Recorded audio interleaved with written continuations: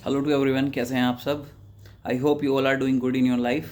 सो आज का जो विषय है, what I am going to tell you is about क्या कोई आदमी या क्या कोई महिला अपना पहला तलाक होने के बाद में शादी कर सकती है या फिर कितने समय के बाद कर सकती है।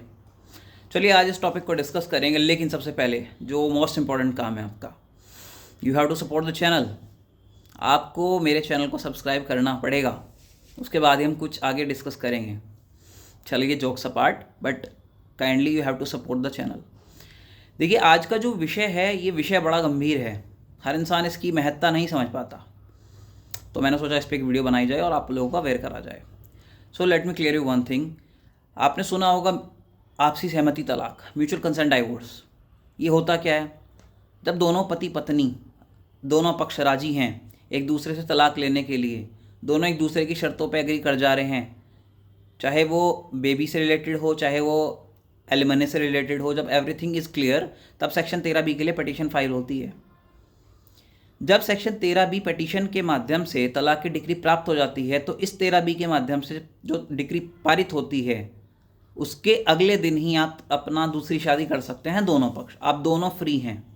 आप दोनों एक दूसरे पे बंधन नहीं बना सकते, आप दोनों एक दूसरे को बंधित नहीं कर सकते कि आप शादी करेंगे, आप शादी नहीं करेंगे। Is that clear? क्योंकि ये सब चीज़ मैंशनड होती है ड्राफ्टिंग में। जब एक लॉयर ड्राफ्ट करता है तो उसको सारी चीज़ें उसमें मेंशन करनी चाहिए, और आपको बोलना चाहिए वकील साहब इसमें सारी चीज़ें मेंशन कर दीजिए।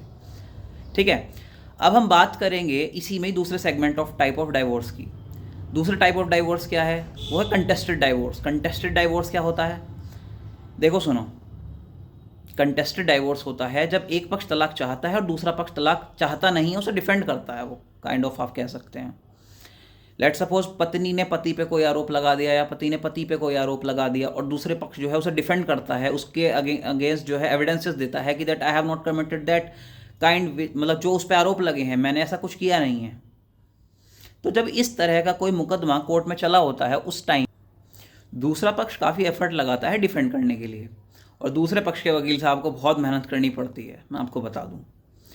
तो जब सेक्शन 13 में कंटेस्टेड डाइवोर्स में कोई पिटीशन मूव होती है और उसको केस को लड़ा जाता है, उसके बाद में फाइनल में जब कोई डिक्री मिल जाती है, तलाक का आदेश पारित हो जाता है किसी भी पक्ष की तरफ में, तो मैं आपको एक चीज़ क्लियर कर दूं कि दोनों पक्षों में से जो भी हारा है उसके पास में एक ऑप्शन होता है अपील करने का हायर कोर्ट में। ठीक है, जब आप हायर कोर्ट में अपील दाखिल करेंगे, अपील दाखिल करने का आपके पास में 30 डेज़ का समय होता है। अगर विद इन 30 डेज़ टाइम रहते आपने पिटीशन फाइल कर दी तो वेल एंड गुड, बट अगर आपने टाइम रहते अपील ना फाइल करी, whether it is a husband और अ वाइफ, चाहे पति हो चाहे पत्नी हो, अगर आपने विद इन टाइम वो पिटीशन मूव करी, अपील आपने फाइल करी, तो ठीक है। अदरवाइज जो पक्ष को पहले डिक्री मिली थी तलाक की, वो अधिकारी होगा अपनी शादी करने का। आप उसको क्लेम नहीं कर सकते, आप उन्हें रोक नहीं सकते। Is that clear? अगर पहले पक्ष को जिसको तलाक की डिक्री मिली थी और दूसरे पक्ष ने पिटीशन फाइल कर रखी है अपील के लिए, ध्यान से समझना इस चीज़ को, थोड़ा सा कॉम्प्लिकेटेड है but you have to understand.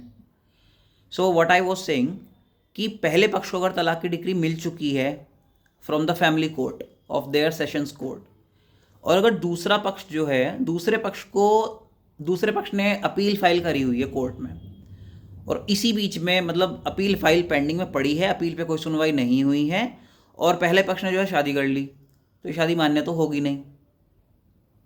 मैं आपको बड़े आराम क्लियर कर दूं ये चीज़।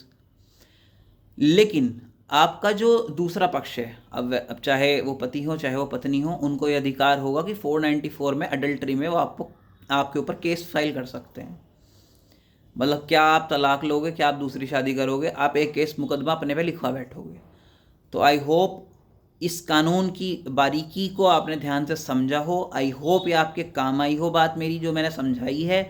आई होप मैं आपको समझा पाया हूँ, और अगर मैं आपको समझा पाया हूँ तो चैनल को सब्सक्राइब करिएगा, वीडियो को लाइक और शेयर करिएगा। आई होप आपके काम आए या ना आए, लेकिन आपके किसी नॉन पर्सन जो किसी परिस्थिति में हो तो उसके काम आ जाए। आई होप आपने वीडियो एंजॉय करा हो।